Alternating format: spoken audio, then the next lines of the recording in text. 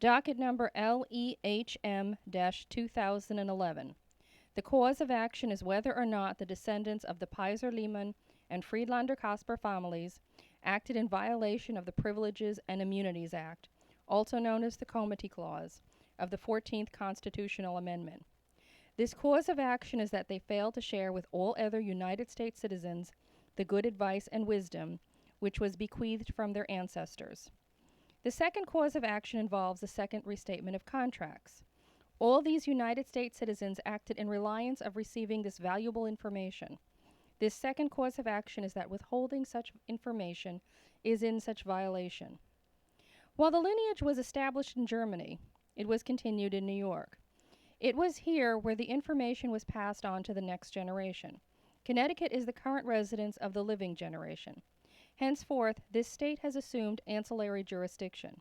As part of this legal process, a discovery schedule was established in which the Lehman family had to submit to opposing counsel the records of Selma Pizer Lehman, born 1877, died 1941, as well as those records collected by her granddaughter, Alyssa Doris Lehman, born 1935, died 1991. The first issue that must be established is the identity of the ancestral individuals. Plaintiff's Exhibit 1. One of the oldest documents of the collection is the birth announcement of the future Dr. Ernst Leopold Lehmann. It is a newspaper clipping and proffers the birth date of August 27, 1900.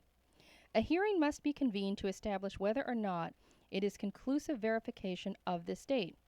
The defendant submitted a memorandum of law citing the Uniform Code of Evidence and noted the defect of the exhibit in that there is no record provided of the name of the newspaper nor the date in which such was published. According to this memorandum, it is not admissible as per the business records hearsay exception rule. The counter-argument is that the family records hearsay exception rule must be applied. The court demands more information of the actual age of Ernst. Plaintiff's Exhibit 2. A photograph of a school class of a young Ernst is produced. There is no indication as to which one is he. So Exhibit 3 is produced. It is a picture of Ernst on right, as per Selma's records. Ernst is with Betty Barlock, the future wife as per the unfulfilled arranged marriage. Ernst is also with his grandmother, Marie Posner Pizer. Both sides of the 2011 illegal action stipulate that the classroom exhibit, Ernst looks most like the child in the front row, third from left, but the court wants more information. Plaintiff's Exhibit 4. This is a kindergarten class picture of Vivian Lehman taken in 1971. As per the complaint, she is identified as the granddaughter of Ernst. She is behind the front row, second from right. The unhappy pose and miserable face are identical to that of Ernst in his class. Henceforth, the court moves Exhibit 1 into evidence. The birth announcement is considered adequate to establish date of birth. The next question is the place of birth of Ernst. The newspaper clipping indicates Görlitz. As per its own precedent, the court demands additional evidence. The photograph of Selma Pizer Lehmann with her mother, Marie Posner Pizer, and Selma's son Ernst is proffered as Exhibit 5. At the bottom of the photo is the inscription by the photographer. This photograph was taken in Görlitz. It is therefore established that Ernst was born in Görlitz of Germany. The next question is the date of birth of Dr. Margaret Barlock Lehmann. As per the complaint, she is the wife of Ernst and grandmother of Vivian Lehman and mother of Alyssa Doris Lehman. Plaintiff's Exhibit 6. This is the first passport of Alyssa Doris Lehman. The emblem leaves no question as to its age of World War II or pre-World War II.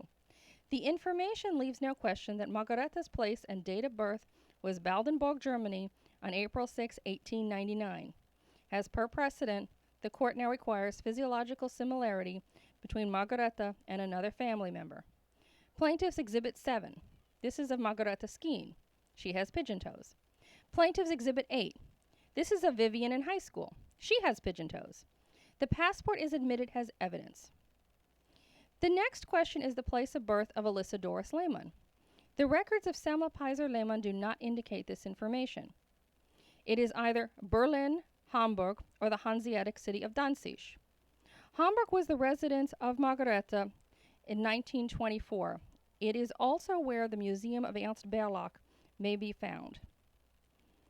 The Hanseatic city of Danzig is not considered a country, nor was it part of any country before World War II. It eventually became part of Poland. Alyssa was not born in Poland. Because Alyssa's passport at the time of her birth is German, she is characterized as of Germany born. This is sufficient for the courts. As legal proceedings continue, 3 more documents are produced.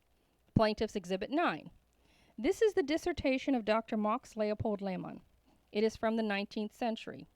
The court admits this into evidence as per the hearsay exception rule that allows a learned treatise coupled with the testimony of an expert on the subject. Plaintiff's Exhibit 10. This is the book written about the research of Dr. Ernst Leopold Lehmann. It is not authored by him, but rather a graduate student. The court dismisses it as evidence as per the principle of double hearsay.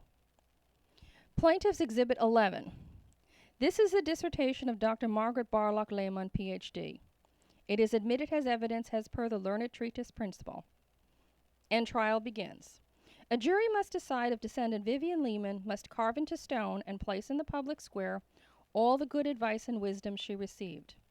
From her grandfather, Dr. Ernst Leopold Lehmann, she received the medical advice, quote, do not operate unless it is over 100% necessary, unquote. From her grandfather, she received the surgical advice, quote, the key to surgery is to enter the correct layer and then you can excise everything, quote. She also received from him the matrimonial advice, quote, the wife believes that the husband comes home from work rested and relaxed, unquote. The cultural advice, quote, Americans build towers in Manhattan without any understanding of the threat of war or attack, unquote. He shared with her his personal history from World War I, and he explained, quote, when traveling as a refugee, always travel first class, unquote. This is based on his miserable experience as a refugee traveling west to avoid the Russians. He was with his mother, Selma Pizer Lehmann, as well as his baby brother. They had a second-class ticket and a miserable experience, while they observed the comforts of the first-class occupants. From Vivian's grandmother's older sister, she received the advice, quote, it is better people should envy you than pity you, unquote. This woman was named Paula Barlock Shifter. From Vivian's grandmother, Dr. Margaret Barlock Lehmann, she received the advice, quote, if a female really respects a male, she will bear him a son, unquote. Vivian's mother, Alyssa Doris Lehmann, developed upon this to say, quote, it is the orgasm that